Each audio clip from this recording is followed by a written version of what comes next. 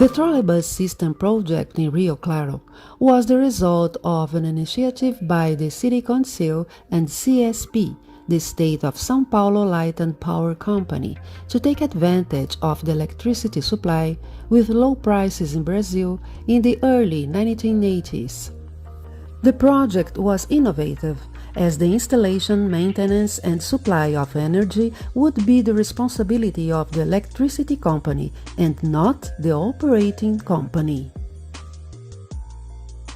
The study for trolleybus networks, entitled Eletrônibus, Electric Supply for Urban Buses, was produced by the three companies, CESP, Eletropaulo and CPFL, another power company in São Paulo.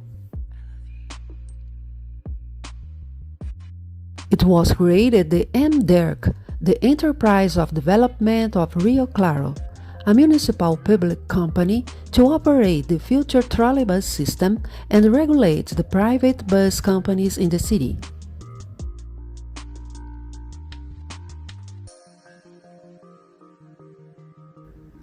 To reduce the initial costs, it was decided to buy 10 used CMTC Siemens trolleybuses from São Paulo instead of new vehicles which were delivered in May 1985.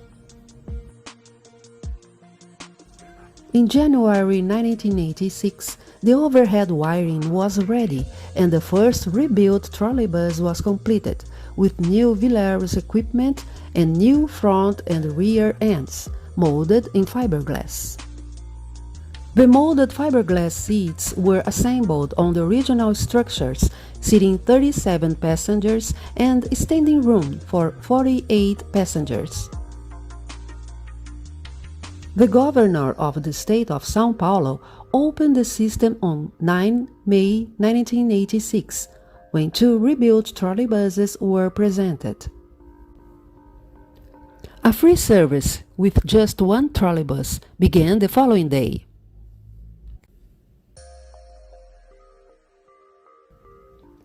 Of the four scheduled routes, only the Cervezão Kennedy diametrical line was opened due to the restricted trolleybus fleet.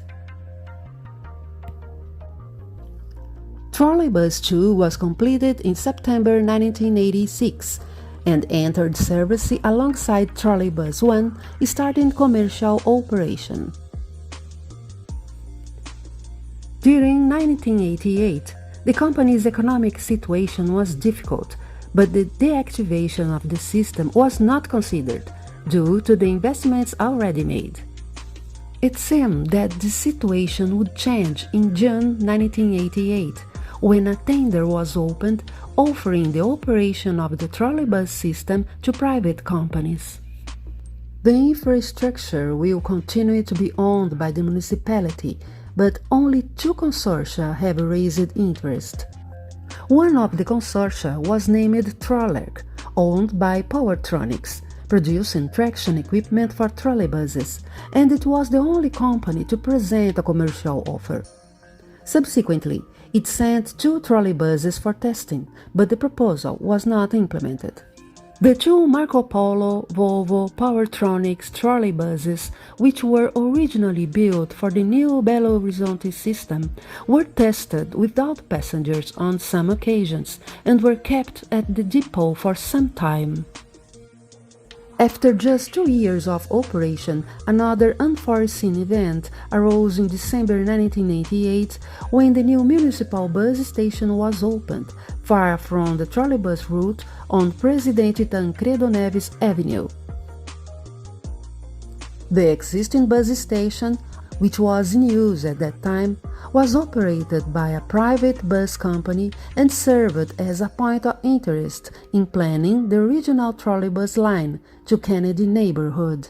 Unfortunately, CSP was not willing to change the wiring to the new streets, and the number of passengers of the trolleybuses was reduced because of these changes.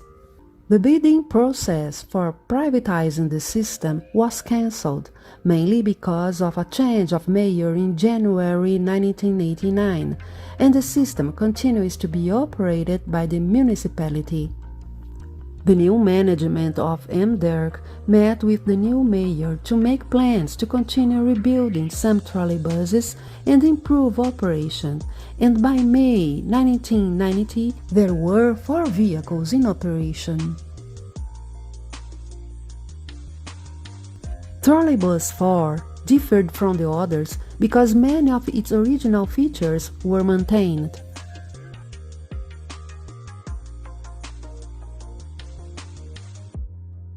The average of 3.6 passengers per kilometer, which was the maximum number on weekdays, was considered too low for the expected average for the system.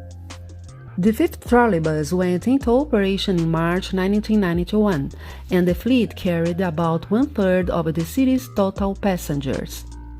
24 diesel buses were transferred from the city's only private company to the MDERC depot in 1991, so the refurbishment of the 5 additional trolleybuses remained uncertain. The MDERC company had 100 employees for a fleet of just 5 active trolleybuses, increasing operating expenses, as is common in public companies. The new municipal administration, since the beginning of 1993, was not in favor of municipal transport operations. With CSP's level of operating costs, the end of integration tickets, and the lack of interest in electric transport by the bus companies, the system seemed doomed to the deactivation.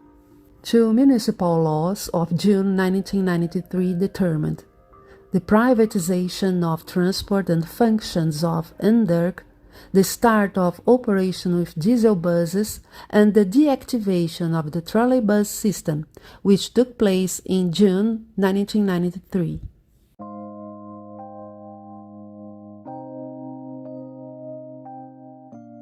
In October 1993, only Trolleybus 2 was in the garage along with the others not rebuilt CMTC trolleybuses.